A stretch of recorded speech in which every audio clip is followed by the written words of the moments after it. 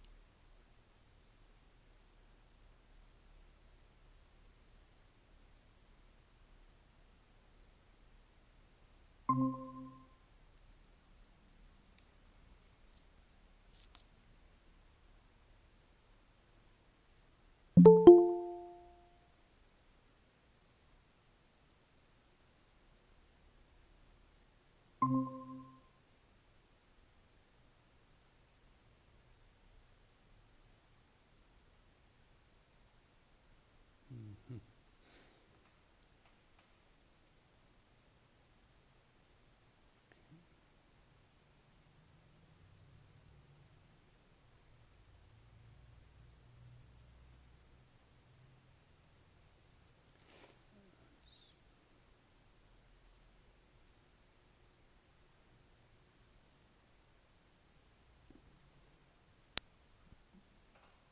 Hola, buenas noches, cómo se encuentran? ¿Cómo están? Hola, buenas noches. Bien, ¿y usted? Todo bien, afortunadamente. Vamos a esperar unos minutitos a que más compañeras y compañeros se integren a la clase. ¿Les parece bien?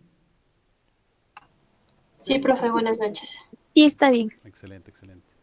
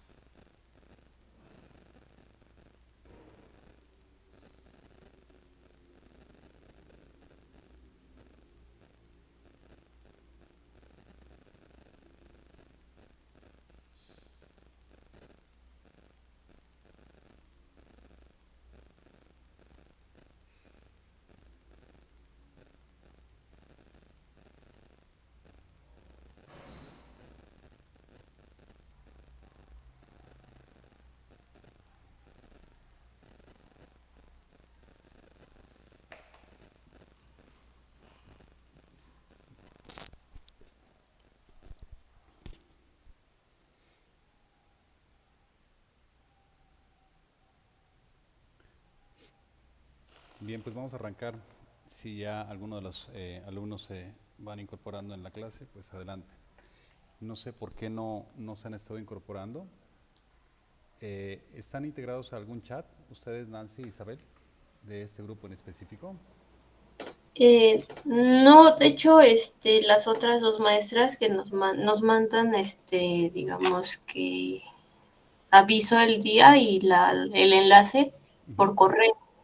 Por correo, ok. Pues yo creo que vamos a hacer esa ruta porque sí me preocupa un poquito que tengamos poca convocatoria en esta parte y va a ser importante. Digo, independientemente de que generemos la grabación, pero si la idea y el objetivo de la actividad síncrona es que justamente exista una retroalimentación y podamos estar cara a cara, profesor, con las y los alumnos para resolver algunas inquietudes, algunas dudas relativas a la plataforma, a las actividades a realizar y obviamente al tema a desarrollar, ¿verdad? Alguna información que puede ser relevante y que puede ser constructiva para su formación de carácter profesional y obviamente incrementar su pensamiento crítico como futuros profesionales y profesionistas en este contexto. Pero bueno, pues vamos adelante. ¿Cómo van en sus demás materias? ¿Bien? Sí, pues por el momento bien. Muy bien, ánimo, ánimo. Va a estar interesante. Cuando menos se den cuenta ya van a estar concluyendo en esta ruta. Si bien recuerdan, ya iniciamos justamente el día de ayer por la noche, ya se activaron las tarea auténtica y el foro de la unidad 3, el foro de reforzamiento. No sé si ya ingresaron a la plataforma y ya revisaron justamente esas actividades correspondientes a la unidad 3. Eh, Tenemos en la tarea auténtica una economía emergente en la globalización y tenemos en el foro de reforzamiento eh, el tema de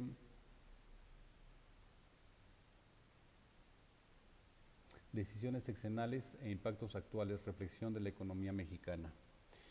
Es decir, cómo ha venido desarrollándose en el devenir histórico a partir de 1970 hasta nuestra actualidad, a partir del sexenio de 2018 hasta nuestros días, y cómo han impactado justamente las políticas públicas y en el aspecto social, en el aspecto económico y en todos los sectores. Hablamos cuando se genera un planteamiento de políticas públicas, hay un impacto de manera directa e importante en sectores trascendentes como es el sector de la economía, el sector de la educación, el sector de la salud, el sector educativo, el sector alimentario, el sector del transporte, el sector de las transacciones bursátiles, el sector de el salario mínimo. En todos los sectores hay trascendencia de estas decisiones de carácter político.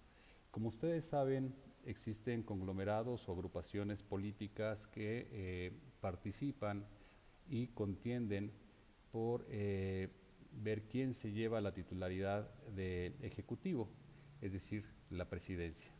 Pero también en el Poder Legislativo contienden para ver quién puede estar o escalar escaños para llevarse la titularidad de las representaciones en la Cámara de Diputados y también en la Cámara de Senadores. Luego entonces estos partidos políticos tienen una agenda propia y tienen prioridades y tienen características y tienen algunas preferencias por generar políticas de beneficio hacia un sector, hacia otro. Eh, no todas las políticas derivadas de los partidos coinciden unas con otras, aunque justamente esto se puede ver en el diario legislativo cuando hay alguna votación en donde son coincidentes todos los partidos políticos, regularmente es porque es una política social que va a generar un beneficio común a toda la sociedad.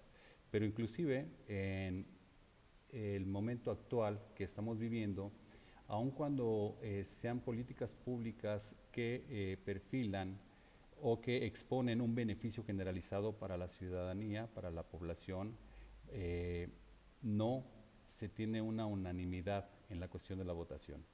Esto es porque algunos partidos políticos están inquietos en intervenir para no consolidar políticas de otros partidos que están en el poder y hacerles segunda y respaldarles justamente en estas acciones que están tomando o llevando a cabo, porque en todos los demás partidos políticos dicen, híjole, si yo doy mi voto y autorizo esta nueva legislación, una nueva ley o reformas a la ley, o autorizo algún proceso presupuestal o alguna aprobación, voy a hacerle segunda al partido que está en el poder y voy a acreditar su permanencia en ese sentido, haciendo ver que las cosas que está haciendo este partido en el poder están bien.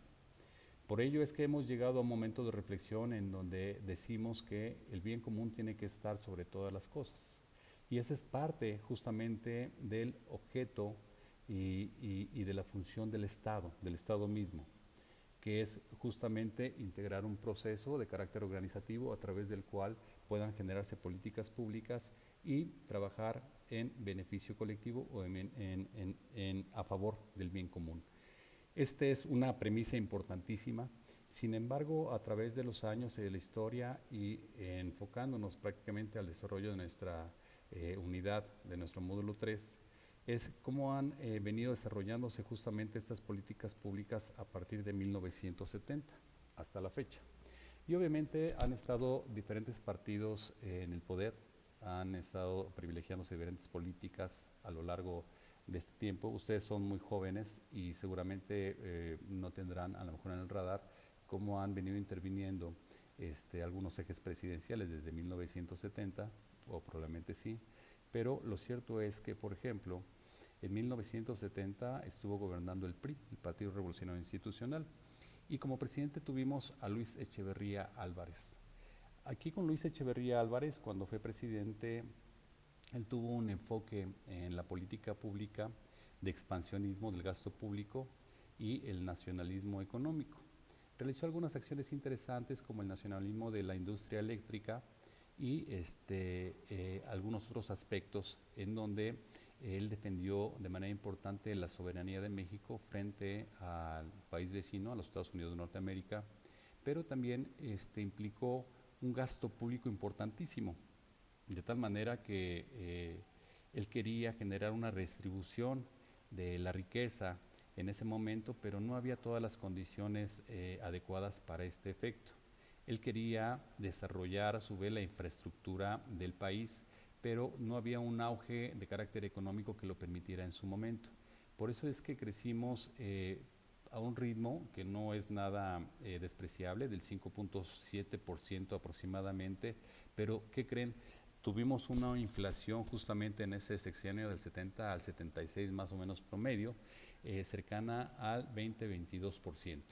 Esta inflación obviamente no permitía que tuviéramos un crecimiento, una estabilidad económica en el sector de las familias en la generalidad, por lo cual la pobreza iba al aumento. Y aunque se tenían buenas intenciones de generar rutas de infraestructura, de desarrollo al interior del país, no era suficiente estas buenas intenciones. Tendrían que comulgar o integrarse diferentes factores de carácter macroeconómico y de carácter nacional para que pudiéramos desarrollarnos de manera integral a un ritmo importante. Ahora recuerden, la economía global está estandarizada a partir del dólar. Y también el esquema bursátil desde aquel entonces ya estaba generando sus estragos importantes a nivel mundial, entre ellos pues obviamente a México.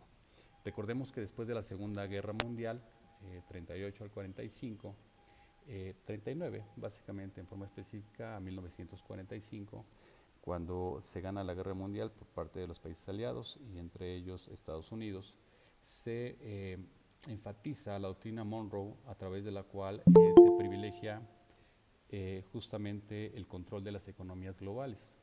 Y en este contexto, una de las políticas más, digamos, determinantes fue el control monetario a nivel internacional y de las finanzas públicas, estableciendo algunos organismos de carácter internacional como el Fondo Monetario Internacional y el Banco Mundial, y obviamente dolarizando la economía global.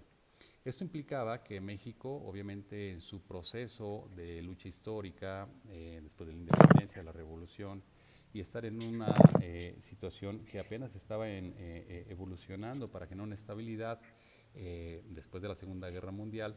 Bueno, llegamos a la década de los 60, todavía con algunas vicisitudes, y habíamos tenido un antecedente interesantísimo, porque en el marco de la Segunda Guerra Mundial estuvo al principio básicamente el general Lázaro Cárdenas con una política de carácter social muy interesante, e inclusive hasta fue una de las más reconocidas a nivel internacional por albergar algunos personajes importantes y mucha gente que venía también en procesos de exilio. Esto se continuó hasta los años 60, 70 con el franquismo español, y bueno, sin embargo la economía no era, no podía avanzar, no había las condiciones adecuadas para este efecto.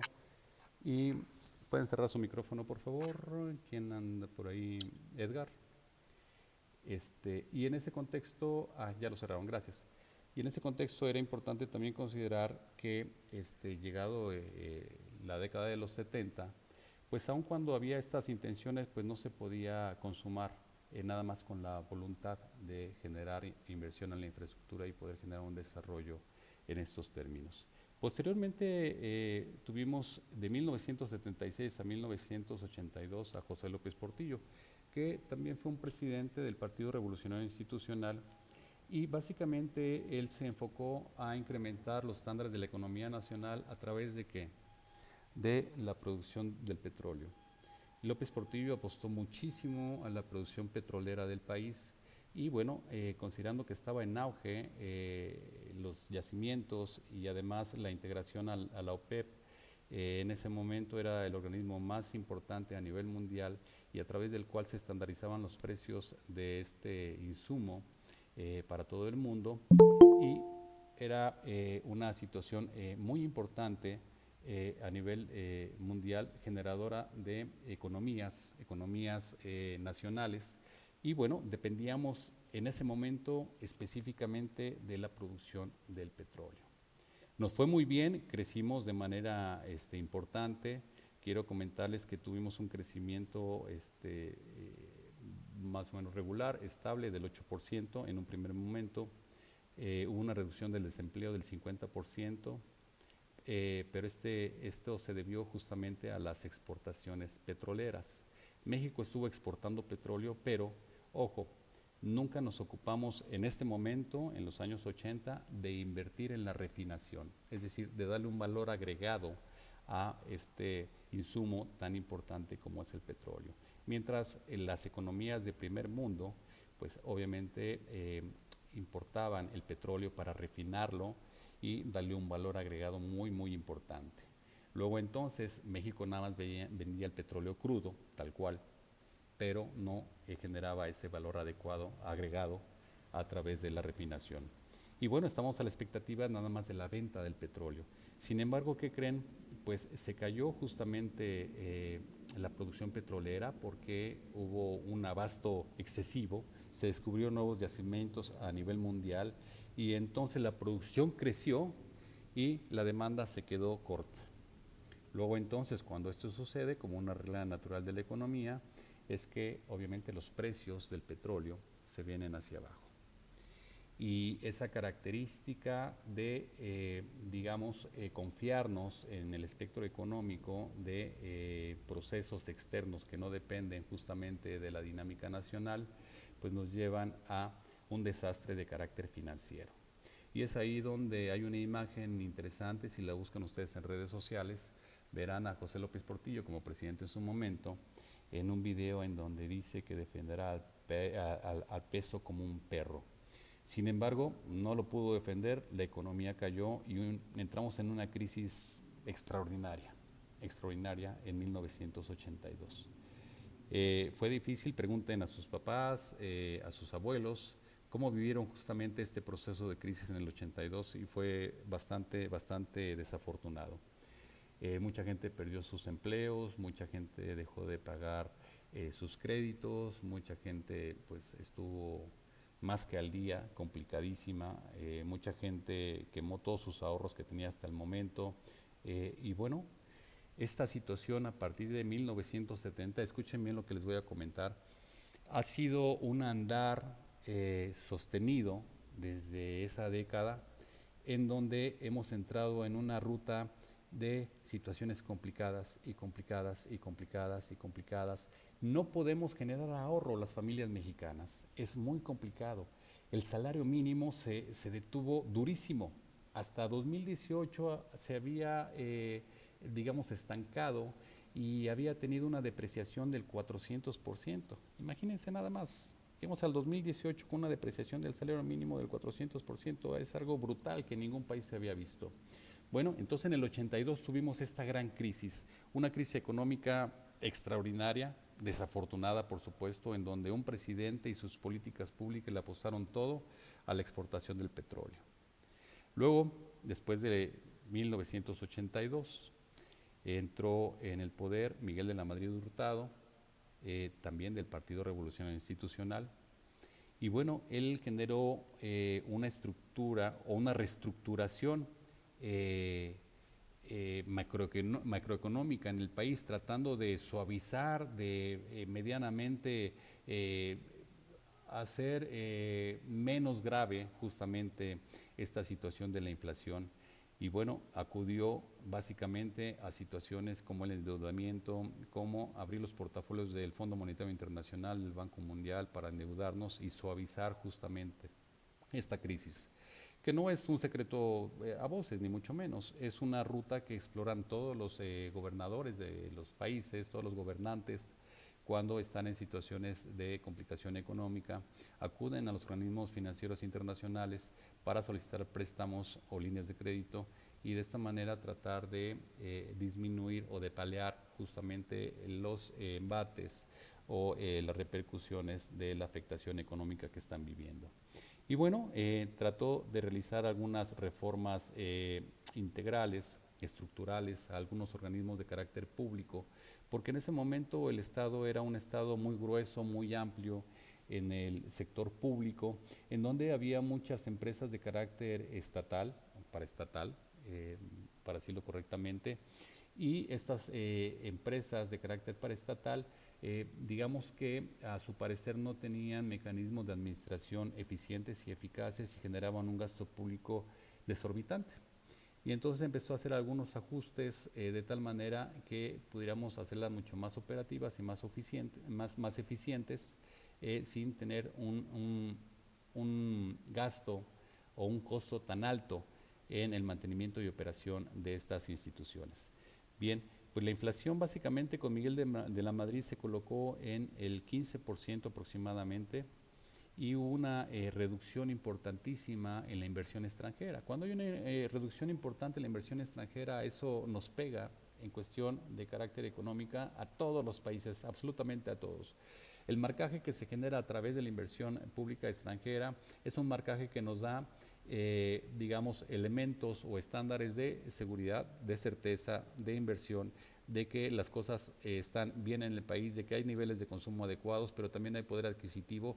Y cuando no se dan estos márgenes de inversión adecuada en un país, implica que hay incertidumbre, que la gente o los empresarios no quieren invertir, que prefieren irse a otros mercados para hacer más productivos sus recursos y que la economía no está bien y que tampoco hay garantías en un momento determinado para tener la inversión segura y tampoco rindiendo las utilidades que estos empresarios pudieran esperar en un momento determinado. Entonces la inversión extranjera se vino a la baja y con ello pues obviamente también niveles de crisis importante en ese contexto. Posteriormente llegó Carlos Salinas de Gortari de 1988 a 1994. Este personaje también del PRI, del Partido de Revolución Institucional, tenía un enfoque de liberación económica, de modernización, de generar un Estado mucho más ligero, si me permiten la expresión, en el sentido de que él decía que había muchas empresas públicas que no tenían razón de ser y que obviamente el Estado tenía que reducirse a su mínima expresión y enfocarse nada más a algunas áreas muy específicas de operación.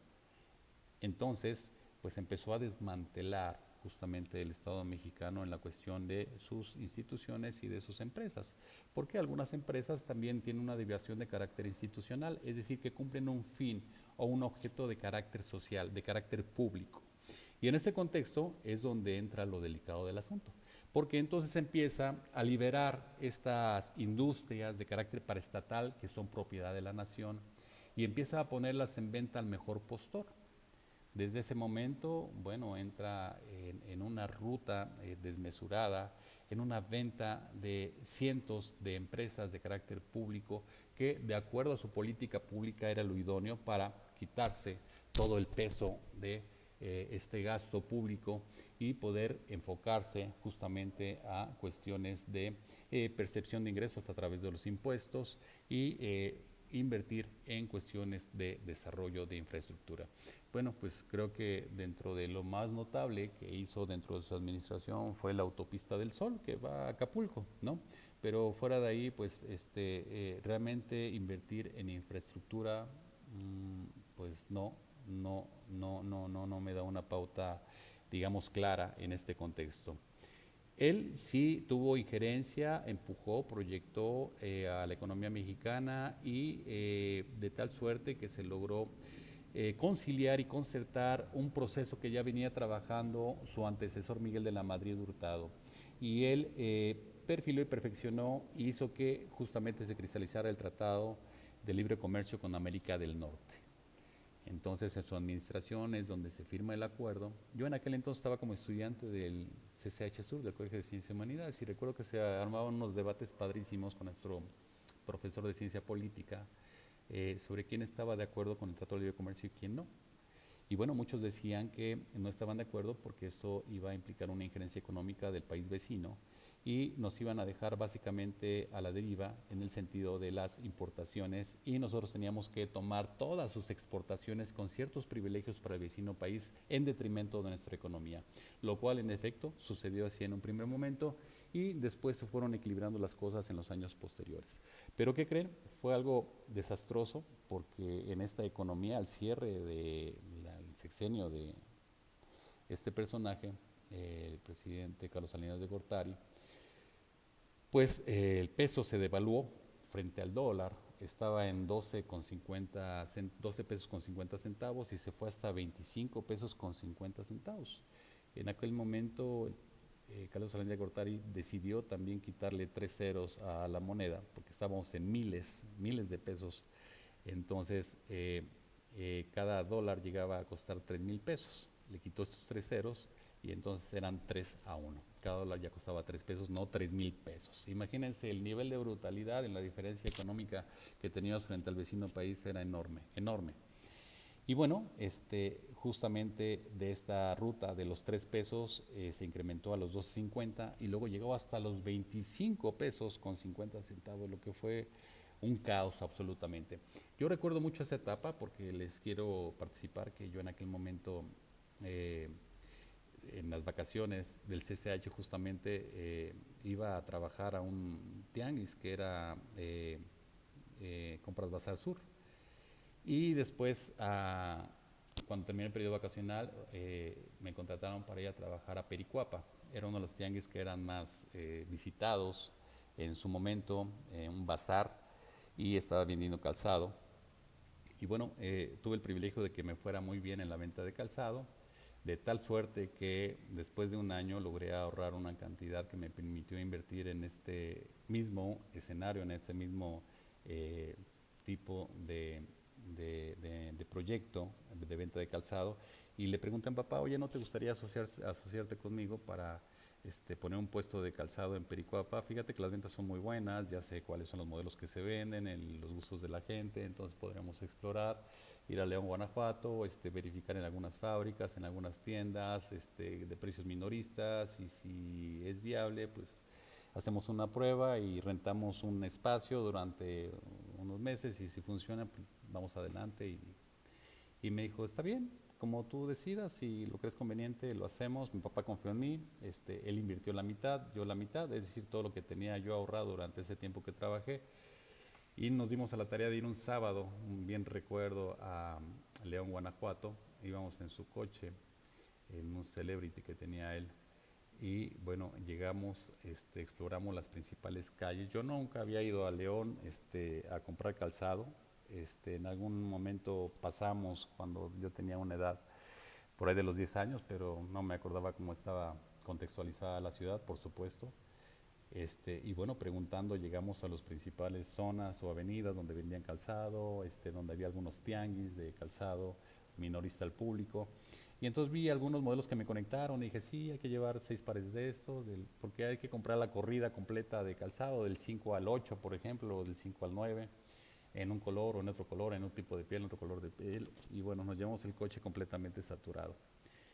Llegamos, pusimos el negocio, afortunadamente nos fue muy bien, muy bien. Eh, digamos, esto que les estoy comentando fue más o menos hacia eh, mm,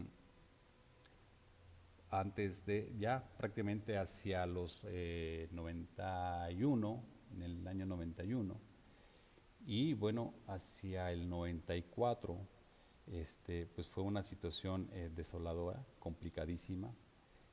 En el 94 fue el último año de la administración de Carlos Salinas de Gortari. En este último año de la administración del expresidente Carlos Salinas de Gortari, las cosas no fueron nada bien. Fue una situación brutal en la cuestión, como les digo, de la devaluación, que lo estamos viendo. Y fue un manejo de crisis económica que nos llevó al piso. Nos había ido muy bien en este negocio, nada más para ilustrar, yo quiero comentarles que llegamos a tener en un momento determinado hasta 14 puntos de venta, 14 negocios, en donde ya a mí me llegaban las invitaciones para la venta de calzado, iba a las ferias, a las expos, ya me mandaban la mercancía a la Ciudad de México, ya tenía todo una infraestructura, algunos compañeros trabajando en el proyecto. Ya había salarios fijos que había que pagar y fue un proyecto muy bondadoso, nos fue muy bien. Pero esta crisis desafortunadamente hizo que cerráramos la cortina, que bajáramos la cortina y decir adiós inversión, adiós a todo el esfuerzo. En un abrir y cerrar de ojos todo se esfumó, todo. Así como esta historia que le estoy comentando de vida le pasó a muchas, muchas, muchas familias mexicanas y fue un desastre económico, absolutamente. Yo se los cuento porque yo lo viví en ese sentido. Tuvimos que vender todo lo que se tenía, el stock de producto, las camionetas, todos los insumos, traspasar todos los espacios comerciales, todos los locales. Y bueno, al final del día nos quedó un pequeño porcentaje que pudimos salvar para iniciar otro proyecto, pero nada que ver con lo que en algún momento estuvimos desarrollando a través del esfuerzo cotidiano. Yo hablé en aquel momento con mi padre y le dije, oye, no vamos a poder sostener esta ruta porque yo en ese momento ya estaba pasando, ya estaba en primer año de universidad en la Facultad de Derecho. Y le dije, de continuar con el proyecto, yo tengo que dedicarle todo el tiempo y voy a tener que dejar de estudiar, pero es algo que no quiero hacer. Yo quiero seguir estudiando porque el aspecto económico, pues después creo que se puede dar y podemos ir adelante. Mi papá me dijo, yo te apoyo absolutamente en ese sentido y sí, lo más viable para mí es que tú sigas estudiando. El negocio puede esperar y yo quiero que te perfiles en ese sentido y cumplas también con tu objetivo de concluir tu licenciatura. Yo estaba en primer año, es decir, estaba en el segundo semestre y bueno, decidimos justamente cerrar la cortina, venderlo todo y dejarnos con un remanente. Pero imagínense hasta dónde llegan las decisiones de carácter económico y cómo afectan a toda la población, a toda la gente. Bueno, después de esta ruta desastrosa de Carlos Salinas de Gortari en la recta final de su sexenio, llega Ernesto Zedillo Ponce de León. En este ínter asesinan a Colosio, que era un candidato progresista por parte del Partido Revolucionario Institucional, y bueno, pues obviamente era el candidato que tenía mucho más fortalezas para poder llegar a gobernar el país en el periodo posterior, del 94 al 2000. Después de este asesinato, cuando estaba justamente en plena campaña, pues el PRI relanza a otro candidato que no muchos conocían, era Ernesto Zedillo Ponce de León, y bueno, él al final del día, también del PRI, dice voy a hacer un ajuste financiero de fondo en la economía mexicana y generar algún tipo de reformas Entre esas reformas, pues también decide hacer cambios importantes en la Suprema Corte de Justicia de la Nación. Esa sí fue una reforma a dedo, una reforma a modo, porque él quitó a estos ministros de la Suprema Corte de Justicia, les digo, aquí está su indemnización, les voy a dar esta lana, no den lata, no digan nada, ya váyanse a su rincón. Y entonces empezó a generar un cabildeo para elegir a los nuevos miembros que iban a integrar la Suprema Corte de Justicia. ¿Esto con qué fin? Poder consolidar algunos proyectos de políticas públicas, algunas rutas de gobernabilidad dentro del país. Y bueno, continuó con el esquema de desmantelamiento del mercado en el sentido de algunas empresas de carácter paraestatal del Estado mexicano, y entre ellas pues obviamente la venta de ferrocarriles, la privatización de esta red de ferrocarriles, que es sumamente importante. Y por si fuera poco, quiero decirles que un país que no tiene infraestructura ferroviaria no va a ningún lado. Las grandes naciones desde el siglo XIX básicamente, pues tienen un tendido ferroviario impresionante, ¿no? No hace falta voltear muy lejos, porque Estados Unidos tiene un proyecto súper complejo de red ferroviaria, Canadá también, México lo estaba teniendo desde el Porfiriato, pero sin embargo fue algo que se vino a la baja con intereses de inversiones específicas de algunos sectores que dijeron, no, a ver, gobiernos, vamos a hacer algunos acuerdos, dejen de invertir en la industria ferroviaria y vamos a invertir en los autobuses para transportar a la gente, para transportar las mercancías. Entonces México le apostó más a la infraestructura carretera y de transporte a través del camión que de la industria ferroviaria. La industria ferroviaria, a través del transporte justamente de mercancías por tren, es muchísimo más barata y más eficiente por mucho que transportar insumos a través de trailers, aunque sean de doble caja. Siempre es mucho más económico, seguro, eficiente y eficaz transportar mercancías y personas a través de las vías ferroviarias. Reino Unido, por ejemplo, es un país que tiene una red ferroviaria impresionante, es uno de los ejemplos para el mundo, y justamente en su proceso expansionista a nivel mundial tenemos algunos ejemplos, como es el caso de India, en donde por mucho tiempo fue la red ferroviaria más grande de todo el mundo.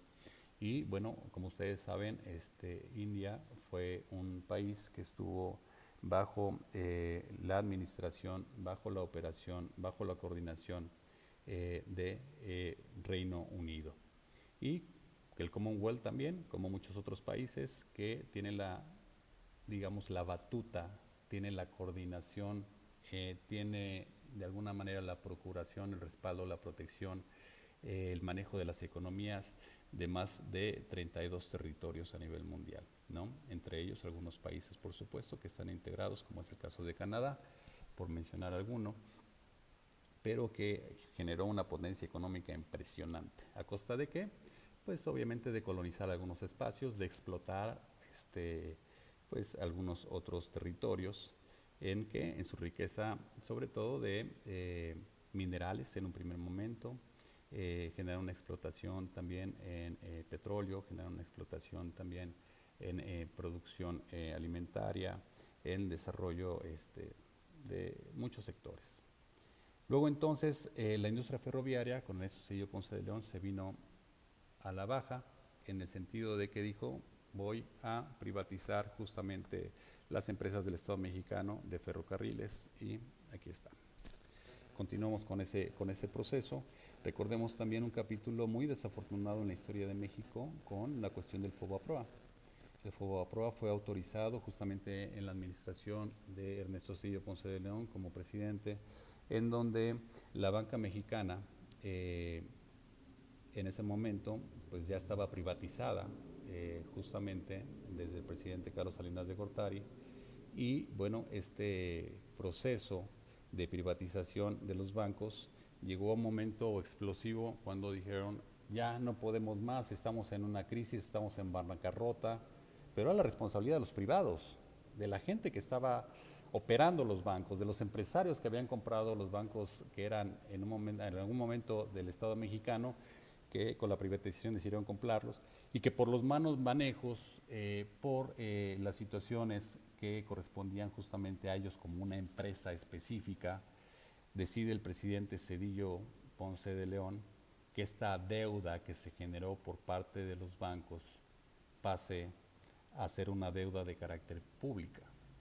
Una deuda a través de la cual todos los mexicanos teníamos que estar obligados a pagarla con nuestros recursos. Luego entonces una deuda de carácter privado se hizo una deuda de carácter público, pero lo más delicado es que, ¿qué creen? Es una deuda para 3 generaciones y obviamente la vamos a seguir pagando. La van a seguir pagando nuestros hijos, sus hijos y los hijos de sus hijos. Entonces es un proceso que me pareció en su momento muy desafortunado. Fue una agresión prácticamente en este sentido a todas voces y todavía creo que está viva esa inquietud, esa incomodidad, esa desazón que todos experimentamos porque como país, como nación democrática, en un aspecto republicano, no merecíamos. Y se consolidó a través de la participación de la Cámara de Diputados porque votaron todos a favor, bueno, no todos, la gran mayoría de las bancadas votaron porque efectivamente se autorizara el FOBAPROA para que esta deuda privada pasara a ser una deuda pública y que creen lo más lastimoso es que una vez que se salvaron a los bancos, pasó poco tiempo después y ya que estaban saneados económicamente, los empresarios decidieron empezar a vender y a recibir una gran ganancia económica a costas del pueblo mexicano y ellos se lavaron las manos y dijeron gracias a todos tontitos por ayudarnos, ahora vendo este banco como si fuera de los mejores ya que está ahora con una recuperación económica, ahora que ya está en posibilidades de operación, recibo mis miles de millones de dólares y ahí nos vemos. De ese nivel fue la grosería, brutal, absolutamente. Bueno, esto sucedió justamente en la administración del presidente Zedillo Ponce de León y posteriormente tuvimos del 2000 al 2006 a Vicente Fox. Vicente Fox, obviamente, después de esta situación la gente ya estaba completamente enfadada, completamente abrumada, completamente desencantada, porque después de 70 años de haber gobernado un partido revolucionario institucional y culminar justamente con esta desazón del FOBAPROA, pues la ciudadanía estaba en un nivel de enfado que decidió cambiar de partido. Y entonces se optó por elegir a un candidato que provenía del Partido Acción Nacional, que fue en su momento el gobernador del estado de Guanajuato, Vicente Fox Quesada. Y yo me acuerdo muy bien porque justamente cuando yo estaba en el proyecto del calzado, que les decía que iba a León, Guanajuato por el calzado y lo traía, en ese momento Vicente Fox Quesada era gobernador de Guanajuato y yo iba a Guanajuato por el calzado, entonces estaba familiarizada con esa ruta y lo escuchaba en la radio y cuando estaba en Guanajuato, en las expos o yendo a hacer las compras del calzado, inclusive me tocó verlo en un par de ferias del calzado, siendo gobernador del estado.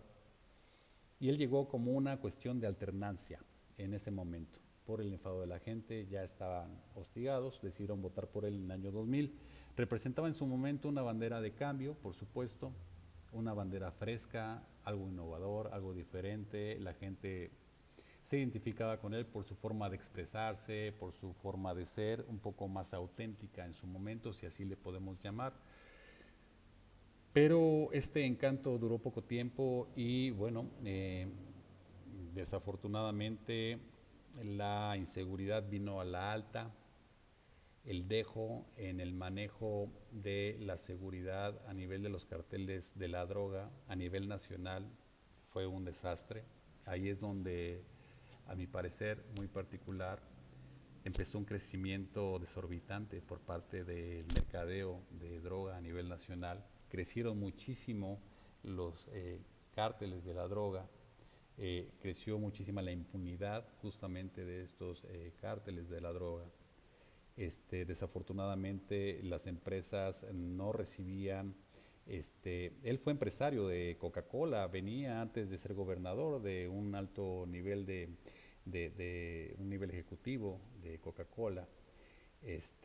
Y bueno, la verdad es que quería manejar al país como si fuese una empresa. Y bueno, un país no se puede manejar como una empresa. Este, es a lo que estamos expuestos. Ahora con Donald Trump, que ha sido un empresario toda su vida, desde cuna, pues estamos viendo algo muy triste, ¿no? Referenciado en la cuestión de enfermedad de poder, que está tratando a su país, los Estados Unidos de Norteamérica, como si fuera una empresa más de las muchas que tiene. Y esto no puede ser posible. Entonces, de esa manera, también Vicente Fox quería darle un tratamiento al país como si fuese una empresa. Abrió la cartera de endeudamiento de manera brutal para el país. Y bueno, creo que las oportunidades y el proyecto que se había venido de alguna manera imaginando el grueso de la población, de la gente al votar por él, quedó olvidado en poco tiempo. Y bueno, en este sentido hubo al principio un ligero crecimiento, como que hubo una mayor confianza de la inversión extranjera, se volvió a invertir en el país de alguna manera, pero hay niveles que al final del día no impactaron para generar obviamente un desarrollo en las expectativas que se habían prometido. Entonces fue un crecimiento relativo, este, yo diría que insuficiente, y la generación de empleos pues también fue muy mala. Realmente no se logró generar una tasa de empleamiento importante y continuamos todavía con esos problemas generalizados en el país al concluir justamente este mandato en el 2006 por parte de Vicente Fox Quesada. ¿Qué pasa en el 2006 cuando viene el cambio de la batuta? Entra Felipe Calderón Hinojosa, también del Partido Acción Nacional. Recordemos que aquí hubo una disputa importantísima. Aquí contiende Andrés Manuel López Obrador por la candidatura presidencial. Y bueno, se perfila un movimiento social importante en todo el país. Mucha gente señalaba que el PAN no había cubierto las expectativas que se esperaban y que pues obviamente no generaban una ruta de cambio real. Por eso es que mucha gente votó en su momento por el PRD, que estaba abanderando a Andrés Manuel López Obrador en ese momento. Y se habla de manera clara, precisa, informada, documentada, sobre un fraude de carácter electoral. Un fraude importante que lleva Calderón a la presidencia en este contexto.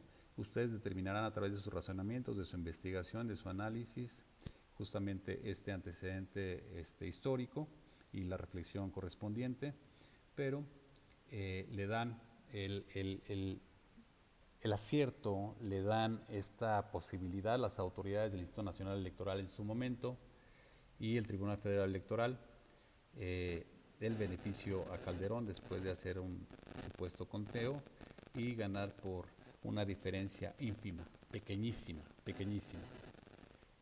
Luego entonces se realiza una movilidad de carácter social brutal en todo el país, se toma la avenida principal de la Ciudad de México, Reforma, durante varios meses se hace el famoso plantón.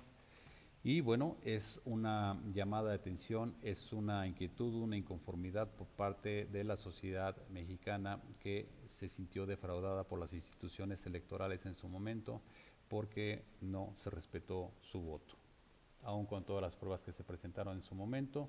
Y bueno, es que se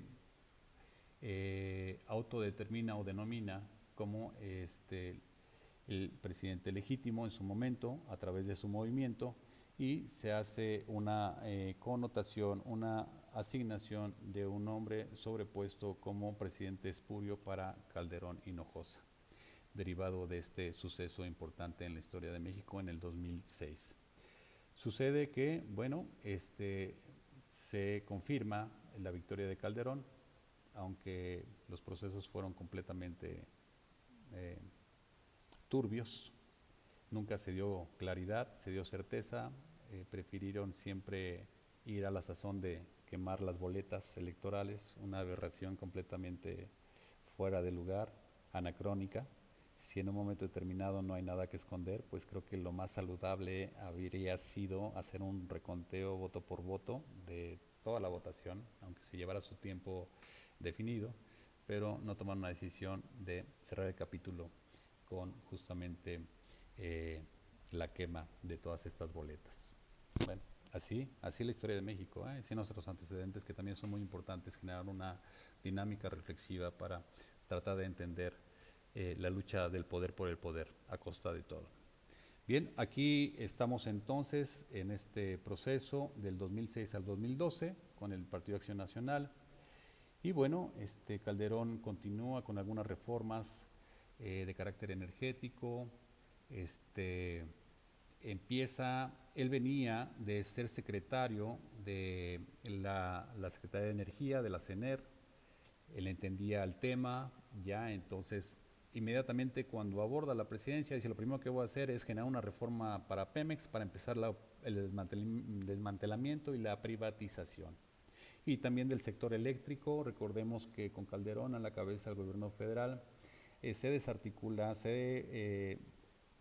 genera un decreto a través del cual se extingue Luz y Fuerza del Centro, que es una empresa a la par de la Comisión Federal de Electricidad. Y bueno, de esta manera deja muchísima gente sin trabajo y una gran desazón de carácter sindical que lejos de hacer o generar un ahorro para las arcas públicas, generó un desequilibrio de carácter social y bueno, dejó entrever las acciones más perversas del gobierno.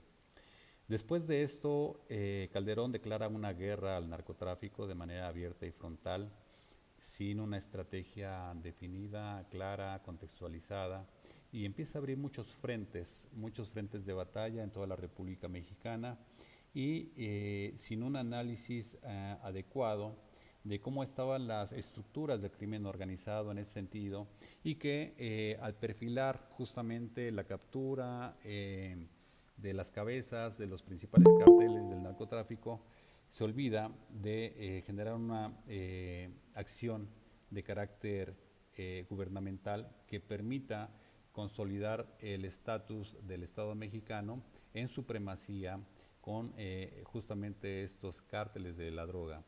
Y bueno, al final del día, esa falta de planeación, de desarrollo de una estrategia clara, implica que cuando se quitan las cabezas, automáticamente, de manera necesaria, es una norma prácticamente de carácter natural en los procesos políticos y de poder, que los espacios vacíos se vuelven a llenar. Entonces estas cabezas vuelven a surgir nuevamente mientras no se corte el suministro de poder, de combustible, de capacidad. ¿Cuál es este? El poder económico. Mientras a estos grupos no se les corte justamente el flujo de recursos económicos, pues van a seguir subsistiendo. Y ahí es donde estuvo una de las mayores fallas de la política y la declaración de guerra contra el narcotráfico de Calderón.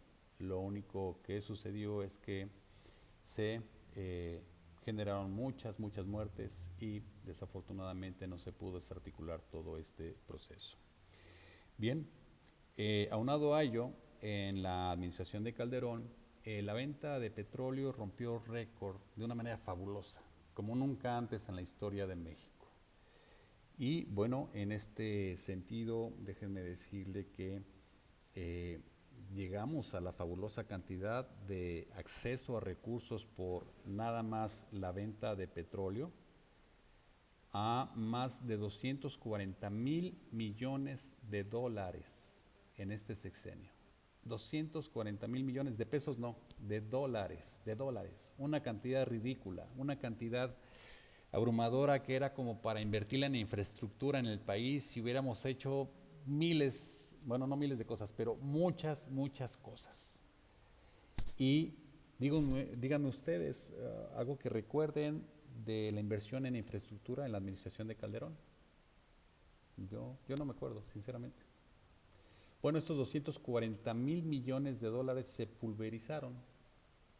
Ni siquiera fueron para políticas de desarrollo social, ni siquiera. ¿Saben para dónde fue todo este dinero eventualmente? Para una lucha contra el narcotráfico que únicamente se manejaba en el papel, porque fue una vacilada. ¿Por qué fue una vacilada? Porque se invirtieron cantidades multimillonarias en el combate al narcotráfico y sin embargo uno de los más grandes simuladores y operadores del narcotráfico estaba en su administración, estaba en su gabinete y era el encargado de la persecución de justamente estos criminales, de estos narcotraficantes, de estos cárteles. Él era uno más de ellos. ¿Y qué hizo entonces? El dinero del Estado mexicano que produjo en ese momento como una cifra extraordinaria, récord mundial para México y de México, 240,000 millones de pesos se pulverizaron. Y se fueron, ¿saben a qué? Equipamiento policial, comunicaciones, contratos multimillonarios, contratos de arrendamiento, contratos de tecnología, lo cual se pulverizó. No existe nada de eso. Y a los estados les dijo de la federación, en aquel momento eran 31 entidades federativas, porque la Ciudad de México todavía no era una entidad. Dijo, ok, estos excedentes de recursos generados por el petróleo los vamos a destinar a la seguridad y vamos a asignarlos para contratos de chalecos antibalas, de comprar más municiones, de comprar más armamento, de comprar radios para los policías, de rentar autopatrullas, de generar algunas estaciones de comunicación y todo este recurso al final del día se pulverizó. Muy triste, muy complicado, pero es importante hacer un análisis reflexivo justamente de lo que sucedió en ese entorno, en el aspecto económico, del manejo de los recursos por parte del Estado-Nación mexicano, y que, bueno, pues no fuimos a ningún lado absolutamente. Al contrario, hubo un retroceso importante en la credibilidad de la gente, en la falta de respeto a aquella gente que de alguna manera votó y que no se le respetó su voluntad de voto como un derecho ciudadano, y que después de este proceso el ejercicio del poder fue pues una desfachatez y un descaro, y finalmente no se reflejó este beneficio económico derivado de este gran recurso que se generó de ingreso y se pulverizó. Bien, después del 2012, otra campaña electoral, llega Peña Nieto. Llega Peña Nieto con bombo y platillo a través de una campaña publicitaria enorme por parte de una de las empresas más importantes de televisión en México, este famoso manejo de la caja negra, en donde pues los contenidos, lejos de ser constructivos, ilustrativos, embrutecen a la gente. Y bueno, esta empresa fue la que lideró justamente el proyecto para que Peña Nieto, este personaje, llegara a consolidarse en las preferencias electorales de el México desesperado, el México desesperanzado, el México complicado. Y bueno, llega al ejercicio del poder y fíjense, una falta de respeto enorme. A los pocos meses después de que gana Peña Nieto, anuncia que va a condonar cerca de 2,000 millones de pesos a la empresa televisora Televisa. Una cantidad brutal, una falta de respeto. Y en ese sentido, pues bueno, se condonan estos recursos y Peña Nieto empieza con su proceso en la administración de este hermoso país.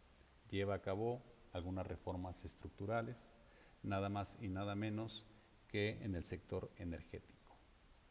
Este sector energético del petróleo, en donde empiezan de alguna manera a hacer algunas modificaciones a nivel de reglamentación secundaria, pero a nivel también constitucional, para empezar a privatizar y empezar a actualizar y construir estas famosas rondas, ¿no?, de exploración petrolera, y que en un momento determinado pues obviamente complican mucho todo este proceso, este escenario, y que después el espacio nos da cuenta de que esto iba generándose hacia una estructura de desmantelamiento de Petróleos Mexicanos y de la privatización justamente de esta empresa de carácter público, con un sindicato cuyo líder era sumamente corrupto y tenía un manejo de fondos extraordinario, pero que no había nadie que le dijera absolutamente nada. Digamos, de alguna manera, a sazón de afectar los derechos de los trabajadores y las economías de los trabajadores y los fondos que habían ahorrado los trabajadores de Pemex. Entonces fue un botín, fue trabajado como un botín y fue una de las reformas realizadas. Otra de las reformas impuestas por Peña Nieto fue la reforma educativa. Esta reforma educativa que lejos de privilegiar el acceso a la educación a los niños, a los jóvenes de educación media superior, no sé, ustedes pregúntenle a sus padres y seguramente les harán una reflexión de que en nuestros tiempos para ingresar a la educación media superior, es decir, a las preparatorias o el bachillerato, era difícil. Si no veníamos de una escuela pública, no había una forma muy fácil de ingresar justamente a estos espacios. Y qué decir a la universidad. Entonces, esta situación de pues, tener que acceder por promedio, por sorteo, por examen, siempre fue una situación sumamente compleja. Y esta reforma educativa no abonó, sino abonó a la privatización de la educación pública, es decir, a el crecimiento de estos grandes consorcios educativos, de empresas de educación,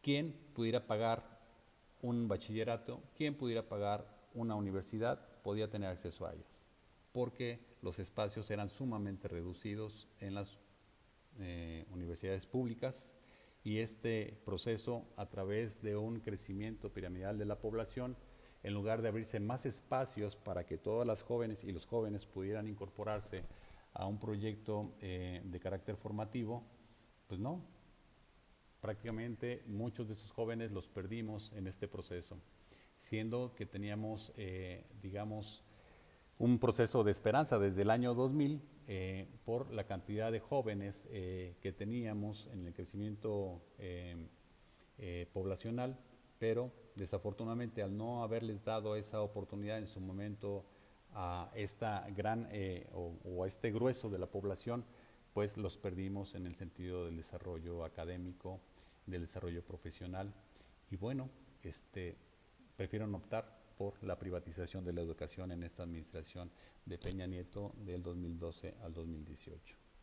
En cuestión de desempleo crecimos, en cuestión también del crecimiento de la deuda crecimos y bueno, creo que al final del día la telenovela que empezó como una campaña terminó con un final no tan feliz.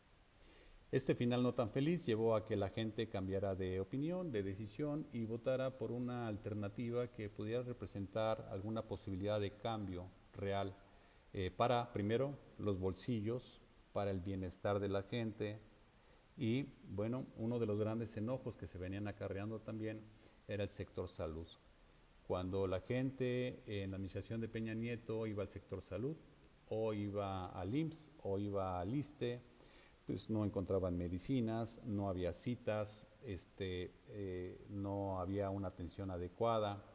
Y bueno, fue otro de los grandes esfuerzos por desmantelar el sector salud público y bueno, empezar a privilegiar también la privatización de estos grandes consorcios hospitalarios y de generación de atención médica. Estas grandes farmacéuticas que también ganan miles de millones de dólares al año eran privilegiadas con contratos enormes y para generar medicamentos a través de gente que nada más de trasmano decía yo por contratar en el extranjero con una farmacéutica voy a traerte los medicamentos, pero 3, 4, 5, 6, 10 veces su valor, algo completamente desorbitante. Era una falta de respeto en ese contexto. Y bueno, al final del día no se tenían los medicamentos de calidad, no se tenía el acceso a estos medicamentos. Se estuvo generando una lucha férrea por autorizar las patentes generalizadas y entró pues una empresa en un primer momento que fueron las farmacias similares después de una lucha encarnizada básicamente en el Congreso de la Nación para que se autorizara el acceso a medicamentos asequibles para la población en general. Esto empezó a marcar un parteaguas muy importante porque este poder de las empresas farmacéuticas y el control de las patentes para decir yo creé esta medicina y no la voy a liberar hasta dentro de 20 años y después de 20 años entonces ya voy a bajar su precio. Pero mientras tanto, este medicamento que obviamente invertí mucho en investigación, pero que a un coste me sale en $1, pero yo decido que lo voy a vender en 500 pesos. Por poner un ejemplo brutal, pero no estoy muy lejano de la realidad.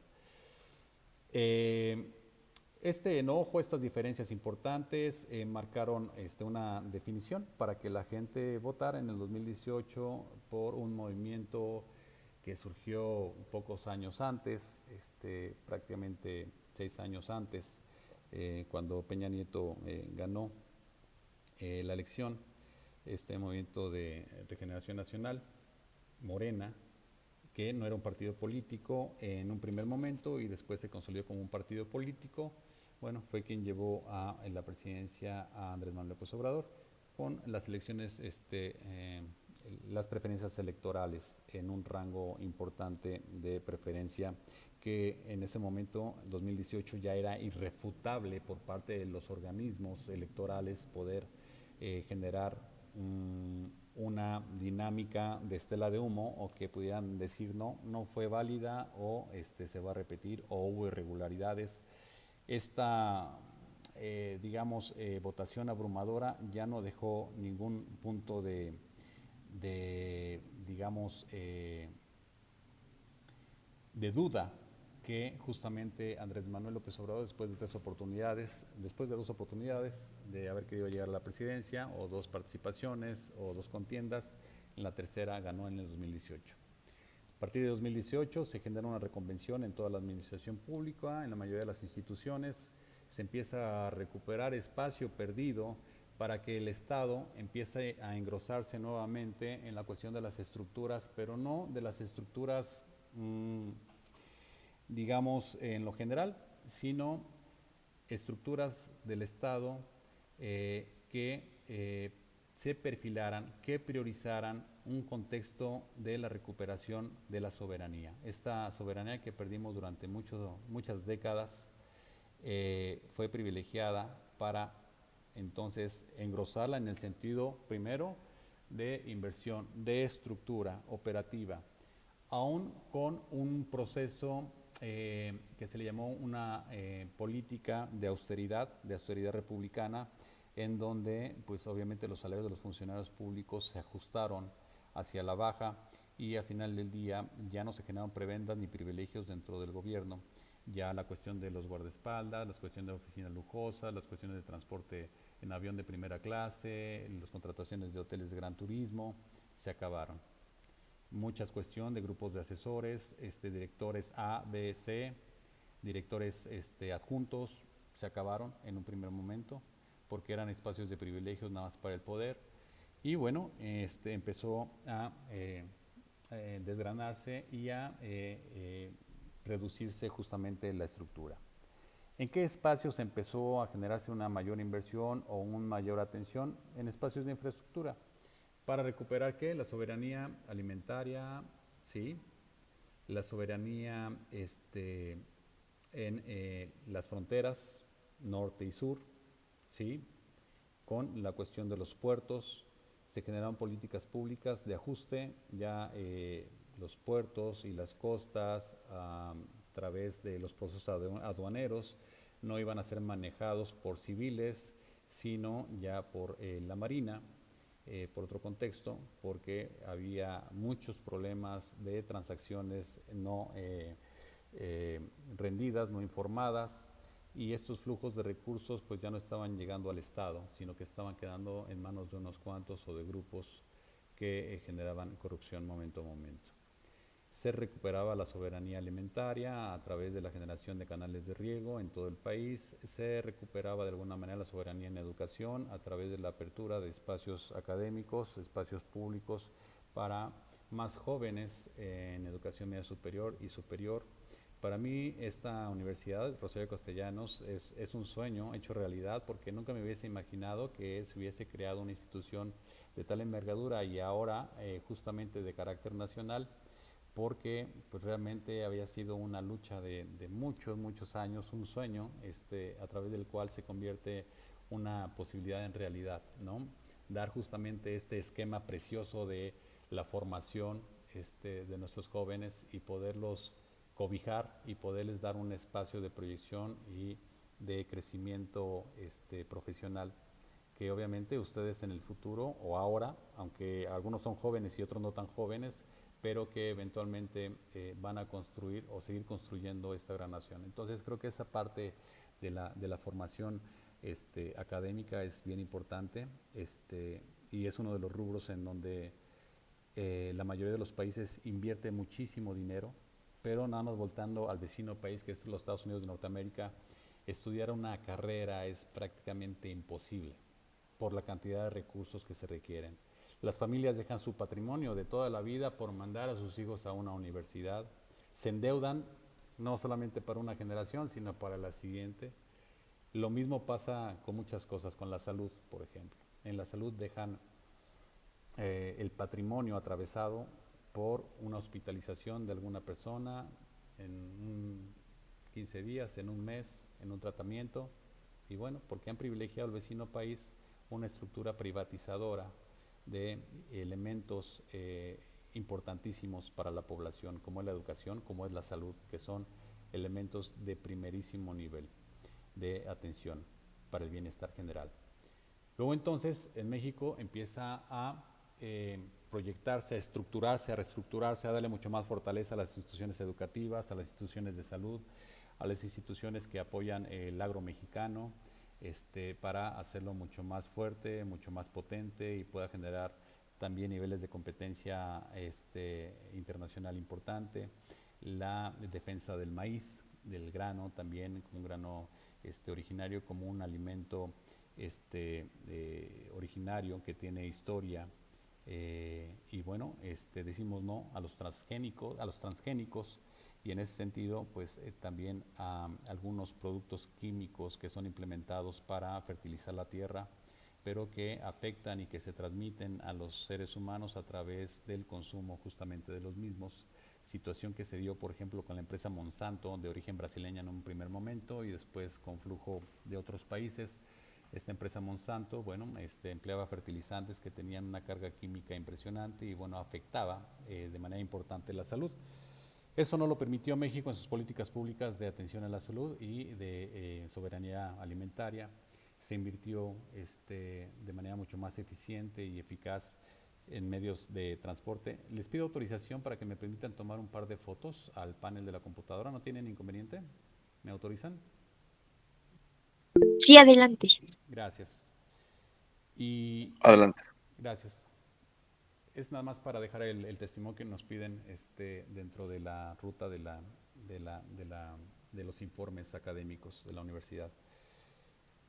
Y en ese sentido también se invierte en ampliar las líneas ferroviarias. Ustedes conocen este proyecto del Tren Maya, cerca, bueno, un poco más de 1.500 kilómetros, en una zona que había estado históricamente olvidada, que es la zona sureste del país, y que, bueno, genera una conectividad importante, Tabasco, Campeche, Yucatán, Quintana Roo, Chiapas, y bueno, hacia abajo nuevamente, un poquito más hacia la zona dentro del mismo brazo del sureste, ya estamos hablando del tren transísmico.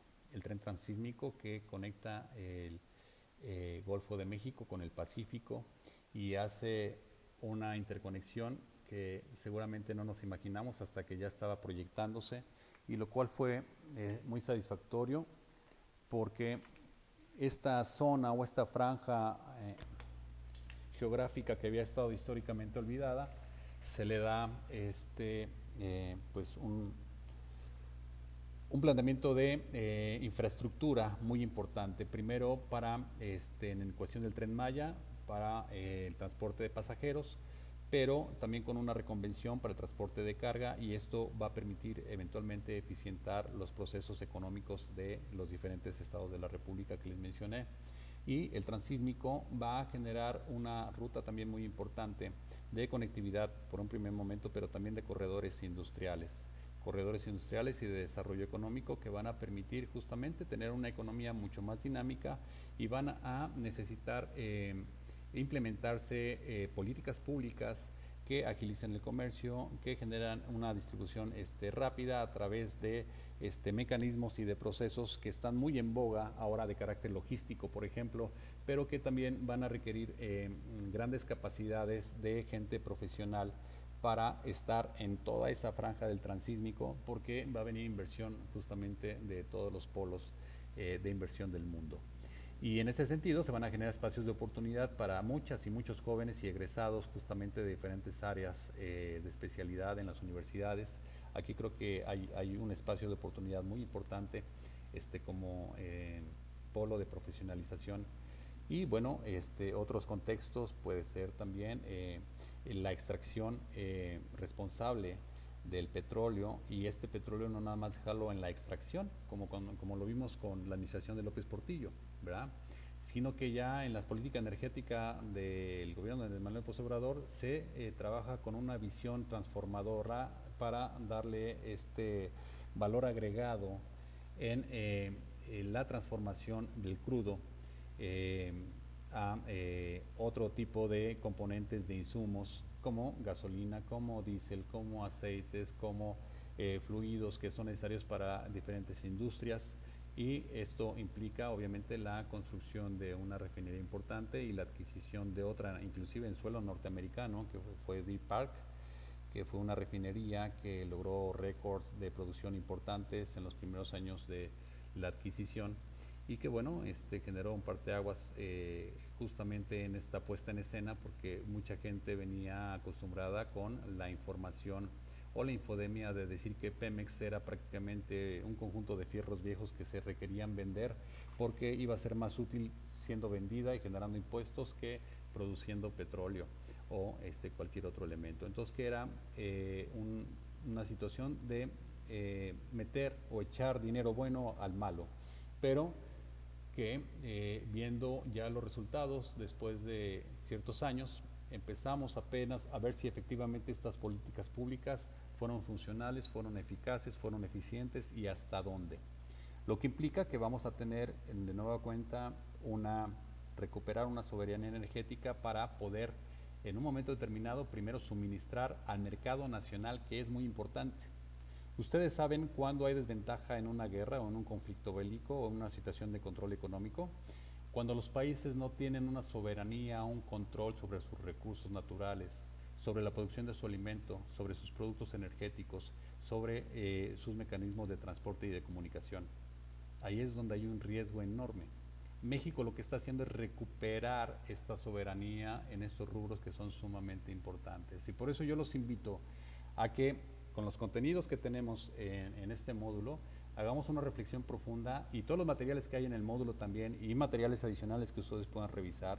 Revisemos el contexto histórico del año 1970 a la fecha, y vean ustedes, analícenlo, revísenlo a través de fuentes confirmadas, de fuentes que sean las adecuadas, fidedignas, confirmadas, y que puedan hacer una valoración real, con obviamente su criterio, su razonamiento, el hecho de generar lectura de algunos complementos que están en el módulo, nos da la posibilidad de pensar, razonar, reflexionar, cuestionar sobre lo acontecido, y también repensar cómo estamos en este momento y hacia dónde vamos, y cómo podemos nosotros interactuar con estos ecosistemas de producción, de desarrollo, de necesidades en nuestro ambiente, y también integrarlos a nuestro problema prototípico, que también va a ser importantísimo, nuestra dinámica del caso en este contexto. Y bueno, de aquí estar perfilando cuáles son los componentes, cuáles son las necesidades, cómo podemos intervenir, cuál es el contexto socioeconómico, socioespacial, sociopolítico, cómo interviene el factor medioambiental en lo que estamos viviendo actualmente y cómo lo aplicamos al caso en concreto, en este caso de las granjas o de la granja Carol, que está incorporada en Puebla y en Veracruz, cómo todos esos elementos políticos contemporáneos que estamos viendo en este momento intervienen y cómo nosotros como profesionistas podemos generar alguna ruta de posibilidad y de respuesta inmediata para que podamos construir una propuesta mucho más estructurada, mucho más interesante en la cuestión de inversión, en la cuestión de eficientes recursos, pero también en la cuestión de la protección del medio ambiente, conociendo obviamente toda esta ruta y todo nuestro entorno, que es muy importante, porque recuerden que la historia genera nuestro devenir histórico y nuestro devenir histórico nos construye en el momento actual como personas, como ciudadanos, como sociedad, como comunidad y eventualmente nos va a dar la pauta de lo que vamos a hacer en un futuro. Hasta ahí vamos a dejar la intervención de este módulo porque ya faltan 3 minutos para cerrar. No sé si tengan alguna duda, inquietud, consideración, pregunta. Perdón que me haya ido de filo en la clase, pero es que era corto el tiempo y creo que era importante más o menos explicar el bagaje en general. Si levantó la mano Dey. Dey, adelante, por favor. Sí, ¿me escucha, profesor? Sí, fuerte y claro. Buenas noches. Buenas noches. Disculpe, nada más que me surgió una duda sobre el proyecto que comenta de la refinería. Ajá. ¿En dónde dice que es donde se va a llevar a cabo? No, ya se llevó a cabo la refinería de Dos Bocas. De Dos Bocas. Ok. Sí, sí, sí. Esta refinería de Dos Bocas fue justamente uno de los proyectos más importantes, haciendo referencia a la administración del 2018 para acá, que fue la anterior. Y bueno, Dos Bocas fue una inversión multimillonaria para la refinación de crudo que se construyó en un tiempo récord.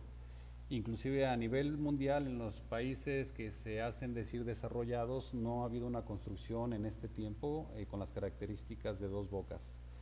Aun cuando hubo muchos detractores de que iba a ser eficiente o eficaz, bueno, ahora ya se está dando cuenta de que efectivamente está produciendo de manera importante cantidades muy trascendentes de gasolinas, las cuales van a ser consumidas en territorio nacional. Pero aunado a ello, recordemos que en el inicio de la administración de Andrés Manuel, adquirió Deer Park, que es una planta productora de gasolinas, transformación de elementos pétreos en el país vecino de Estados Unidos de Norteamérica.